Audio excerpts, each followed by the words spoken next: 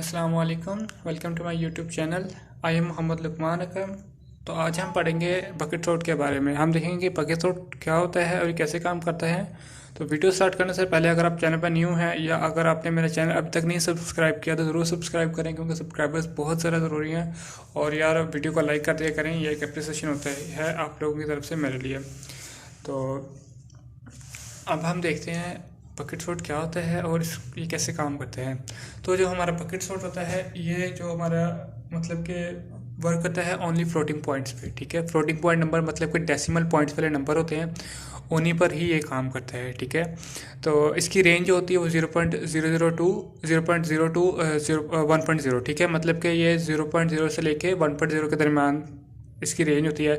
ये भी एक non comparison based algorithm sorting algorithm है। लाइक जैसे हमने अभी काउंटिंग सॉर्ट पढ़ चुके हैं, उसमें भी क्या था, एक रेंज गिवन होती थी, हमने उस रेंज के अंदर रहते हुए अपना नंबर फाइंड करना होता था। ठीक है, तो ये जैसे सिलेक्शन सॉर्ट हो गया, merge sort, quick sort, bubble sort वगैरह, वो तो सारे कंपैरिजन बेस्ड हैं। पर लेकिन रेडिक्स सॉर्ट, क्विक सॉर्ट और बकेट सॉर्ट, ये तीनों ही नॉन कंपैरिजन बेस्ड एल्गोरिथम्स हैं। ठीक है, तो आज हमारे लास्ट है एक नॉन कंपैरिजन बेस्ड टॉपिक।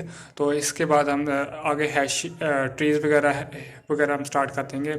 तो ये इसमें एक चीज़ और आपने याद रखनी है। जो हमारी इनपुट होती है ना, जो भी हमारी अरे में हमें इनपुट होगी, गिवन होगी, हमने उसको यूनिफॉर्मली डिस्ट्रीब्यूटेड कर देना है, यूनिफॉर्मली डिस्ट्रीब्यूटेड करना है पूरी अरे में। ठीक है, अक्रॉस मतलब 0 1 मतलब कि उसको हमने जो भी हमारे पास डाटा होगा, इनपुट जो भी होगी, हमने उसको यूनिफॉर्मली डिस्ट्रीब्यूट कर देना है। ठीक है, और इसकी जो टाइम कॉम्प्लेक्सिटी है एवरेज के जो और बेस्ट केस में वो ऑर्डर ऑफ एन लगता है। ये भी मैं बताऊँगा कैसे लगता है। ठीक है, तो ये मेरे पास से कोई एरे है, ये अनसॉर्टेड एरे है, इसको मैंने सॉर्ट करना है बाय यूजिंग बकेट सॉर्ट। ठीक है, तो बकेट सॉर्ट में ये होता है कि हमने ना इसमें एक लहरा से बकेट बनानी होती है। ठीक है, तो उस बकेट में हमने अपनी वैल्यूज़ को स्टोर करना होता है। ठीक है, तो हम एक लहरा बकेट बनाते हैं, मतलब हम अभी मैंने बकेट बनाई है 0 to 9 तक, मतलब कि मेरी जो रेंज है वो कहाँ से 0.0 से 1.0 तक, तो 0 से लेकर मतलब 0.9 तक तमाम नंबर आएंगे उसके अंदर। ठीक है, तो मैंने एक 0 to 9 तक एक मैंने अपनी बकेट बना ली है। ठीक है,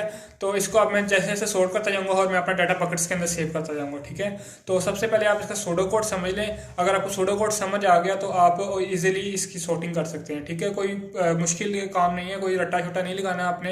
ठीक है, क्योंकि जब आपके पास कॉन्सेप्ट होगा तो आप जैसा मर्जी ही कोई नंबर दे दें, कोई जैसी मर्जी अरे दे दें, आप इजीली आप उसको सॉर्ट कर सकते हैं अगर आपको कॉन्सेप्ट्स क्लियर होंगे। ठीक है, ये कॉन्सेप्ट्स आपके इंटरव्यूज़ वगैरह में, प्लेसमेंट्स वगैरह में, यूनिवर्सिटीज़ कॉलेजेस वगैरह के जो एग्जाम्स होते हैं उनमें भी पूछे जाते हैं। ठीक है, तो सबसे पहले जो इसका पॉइंट है कि हमने एक अरे बनानी है बी। ठीक है, बी मैंने ये जो अरे बनाई है, जैसे मैंने बकेट, इसमें आपने अरे बनानी है। ठीक है, और n-1 मतलब कि जो हमारा अरे का साइज है ना, उससे आपने n-1 मतलब कि अगर हमारी अरे ए है ना, उसका साइज 10 है, तो हमारी जो अरे बी बकेट वाली अरे होगी उसका साइज 9 होना चाहिए। ठीक है, तो n इज इक्वल टू ए, और ए मतलब कि जो हमारा नंबर है, नंबर ऑफ जो हमारी अरे के एलिमेंट्स हैं। ठीक है, ए वाली अरे के एलिमेंट्स हैं। ठीक है, तो इसमें हम एक फोर लूप लगा रहे हैं, वो आई से लेके n-1 तक मूव करेगा। ठीक है, तो जो हमारी ये बकेट वाली है ना, ये अरे ये खाली होनी चाहिए, इसमें कोई डाटा नहीं होना चाहिए। ठीक है, हमारा जो काम मेन शुरू होता है वो होता है यहाँ से, पॉइंट नंबर 5 से। ठीक है, तो इसमें क्या करना होता है कि हमने i is equal to 1 to n तक चलना होता है, मतलब कि 1 से लेके, मतलब फॉर एग्जाम्पल ये इंडेक्स 1 है, ये 2 है, 3 है, 4 है, ये n तक है, तो हमने इसको 1 से लेके n तक मूव करना है। ठीक है, तो इसमें क्या करना है कि जो हमारा मतलब कि एरे ए है ना, एरे ए का कोई भी एलिमेंट है, हमने उसको बी में इंसर्ट करना है। पर बी में हम उसको ऐसे नहीं इंसर्ट करेंगे, हम वहां से वो एलिमेंट लेंगे ए से। ठीक है, उसको मल्टीप्लाई करेंगे 10 के साथ, मतलब कि जो हमारी अरे का साइज है, यहाँ पे मेरी अरे का साइज 10 है, तो मैं उसे 10 से मल्टीप्लाई करूंगा। ठीक है, फिर उसके बाद हमने उसकी जो आप ये कह रहे हैं कि फ्लोर वैल्यू वो निकालनी होती है। ठीक है, फॉर एग्जांपल मेरे पास यहाँ पे पहला पॉइंट जो नंबर आ रहा है, पहले इंडेक्स पे जो वैल्यू पड़ी वो है 0.79, तो 0.79 मल्टीप्लाई बाय 10 करूंगा तो 7.9। ठीक है, तो 7.9, तो ये अगर मैं इसकी फ्लोर वैल्यू लेता हूँ तो 7 आती है, तो 7 तो यहाँ पे नहीं आ रही। ठीक है, इस तरह मैं अगर इसकी लेता हूँ, मल्टीप्लाई करता हूँ 10 से, तो ये हो जाएगा 1.3, तो यहाँ पे आ रहा है 1 पे। इसी तरह आपने सबको मल्टीप्लाई करेंगे तो सब इधर इधर आ जाएंगे आराम से, मतलब कि इधर मल्टीप्लाई करने के बाद हम उनको बकेट्स में सेव कर सकते हैं। ठीक है, तो उसके बाद जब हम इसको बकेट्स में अब सेव कर लेंगे ना, मतलब कि जब हम इसको बकेट्स में सेव कर लेंगे, फिर हमने इनको कॉन्कैटिनेट करना है, ठीक है। कॉन्कैटिनेट जब करेंगे तो वो उसका मतलब ये कि इन वैल्यू को आपने ऑर्डरली लिखना शुरू कर देना, मतलब कि पहले ये आएगी, दूसरी पे फिर ये आएगी, तीसरी पे ये, चौथी पे ये। जब आप इसको इस तरह लिखना शुरू करेंगे ना, तो ये एक सॉर्टिंग मतलब कि सॉर्ट होती जाएगी। जैसे मैंने नीचे एक एग्जांपल भी लिखी हुई है, पहले देखें 0.06 आएगा, मतलब कि जब मैं इसको मल्टीप्लाई करूंगा 10 से तो 0.06 आएगा, तो ये 1 पे आता है, ठीक है।